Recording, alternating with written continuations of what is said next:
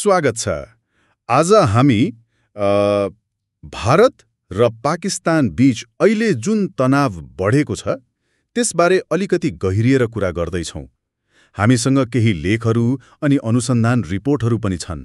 हो, जसले यो निकै जटिल अवस्थाका विभिन्न पक्षहरू देखाउँछन्। हाम्रो उद्देश्य चाहिँ के हो भने यो तनावको खास कारण के हो, अहिले ठ्याक्कै के भइरहेको छ, अनि के यो बढ्दै गएर ठूलो युद्ध होला वा समाधानका बाटाहरू केही छन् कि, यसमै केन्द्रित रहन्छौँ। हो, यो विषय महत्त्वपूर्ण छ किनभने अप्रेल 2025मा त्यो पहलगामको जुन आक्रमण भयो नि, त्यसपछि स्थिति अलि फरक भयो। दक्षिण एसिया मात्र होइन, संसारकै ध्यान तानियो। ल, त्यसो भए कारणहरूबाटै सुरु गरौँ। पहिलो त त्यही पहलगाम आक्रमण नै भयो, होइन? 22 अप्रेल 2025। हो, जम्मू कश्मीरको पहलगाममा 28 जना नागरिकको ज्यान गयो। निकै दुखद घटना। अनि जिम्मेवारी लियो द रेजिस्टेन्स फ्रन्ट, टीआरएफले। टीआरएफ। भारतले त यसलाई सिधै पाकिस्तानमा रहेको लश्कर ए तोइबासँग जोडेर हेर्छ। यो समूह पछिल्लो समय कश्मीरमा अलि बढी सक्रिय देखिन्छ पनि। त्यसपछि भारत चुप बस्ने कुरा भएन।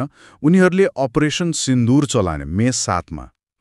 पाकिस्तान भित्रै पसेर हवाई आक्रमण।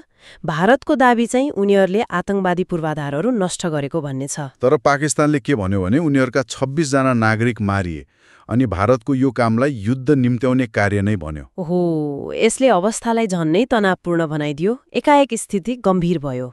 अनि यही बीचमा अर्को एउटा ठूलो कदम चाल्यो भारतले, त्यो पानीको सन्धि, होइन? सिन्धु जल सन्धि। त्यो त झन् अप्रेल 23 मै पहलगाम आक्रमणको भोलिपल्टै निलम्बन गर्यो। यो निकै ठूलो कुरा हो। एकदम। यसको असर कस्तो पर्यो त पाकिस्तानमा? हेर्नुस्, तत्कालै पानी नै बन्द भइहाल्ने त होइन, तर 1960 देखि चलिरहेको सन्धि तोड्दा यसले ठूलो मनोवैज्ञानिक असर पार्यो। मतलब भविष्यमा पानी नियन्त्रण गर्ला कि भन्ने डर हो नि। विशेष गरी कृषिमा निर्भर पाकिस्तानको लागि यो ठूलो चिन्ताको विषय बन्यो। यसले तनावमा अर्को एउटा जल राजनीतिको तह थपिदियो। ल, यी त भए त हाम्रो। अब अहिले जमिनमा सीमामा अवस्था कस्तो छ त? अहिले त सीमामा खास गरी त्यो नियन्त्रण रेखा एलओसी भन्छ नि, एलओसी, त्यहाँ दुवैतिर सेनाको ठूलो तैनाती छ अनि बेला बेला भारी गोलाबारी पनि भइरहेको खबर छ। अनि नागरिकहरूलाई कस्तो असर परेको छ? दुवै पक्षले एक अर्काको आक्रमणले आफ्ना नागरिक मारिएको दाबी गरिरहेका छन्। यो निकै चिन्ताजनक अवस्था हो। मानवीय सङ्कट बढ्न सक्छ। राजनीतिक रूपमा पनि स्थिति तातेको छ, होइन? एकदम। पाकिस्तानका प्रधानमन्त्री शहबाज शरीफले त सार्वजनिक रूपमै भन्नुभयो निर्दोष नागरिकको रगतको बदला लिन्छौं भनेर।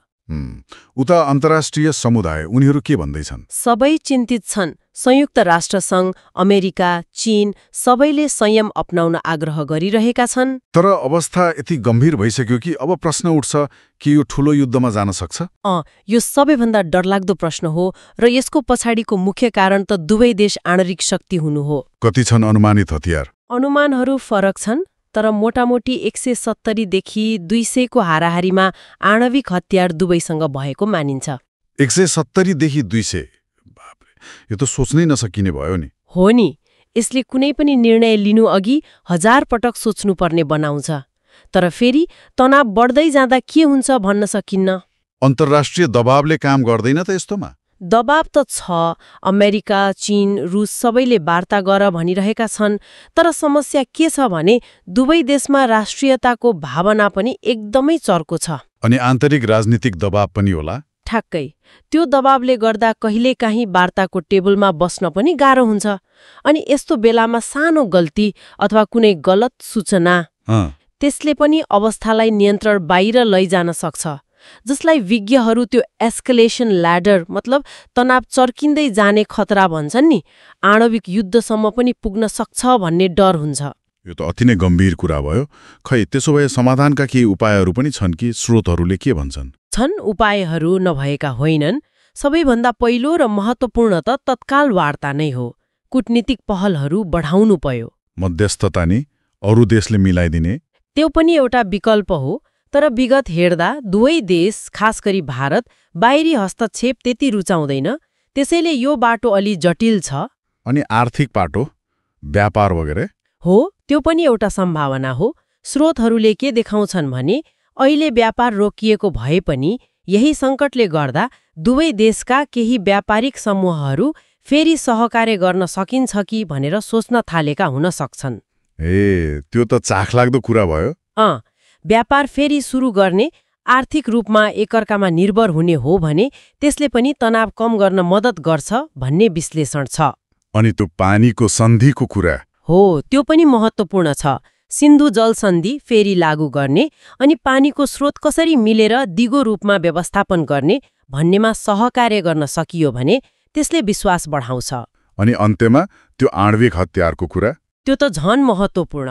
हतियारको होडबाजी रोक्ने, पारदर्शिता अपनाउने र हतियार प्रयोग नगर्ने कुरामा दुवै देशले स्पष्ट प्रतिबद्धता जनाउनै पर्छ। भनेपछि समग्रमा हेर्दा यो भारत पाकिस्तानको अहिलेको तनाव भनेको पुरानै मुद्दाहरू, कश्मीर, आतंकवाद अनि अहिले पानी, यिनीकै पछिल्लो अलि डरलाग्दो रूप हो जसले सैन्य र राजनीतिक तनावलाई एकदमै माथि पुर्याएको छ। र मुख्य सन्देश के हो भने पुरै युद्ध भइहाल्ने सम्भावना अहिले नै धेरै नहोला।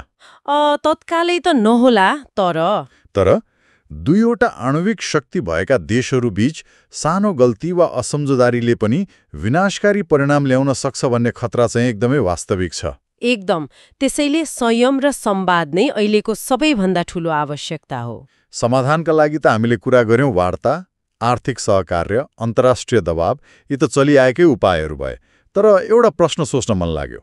भन्नुस् न। यी स्थापित बाटाहरू बाहेक दुई आणविक शक्ति सम्पन्न छिमेकीहरू बीच विश्वास फेरि बनाउन अनि दिगो शान्ति ल्याउन अरू केही नयाँ, केही रचनात्मक कदमहरू पो चाल्न सकिन्छ कि जसले भविष्यमा यस्तो डरलाग्दो अवस्था फेरि नआओस्?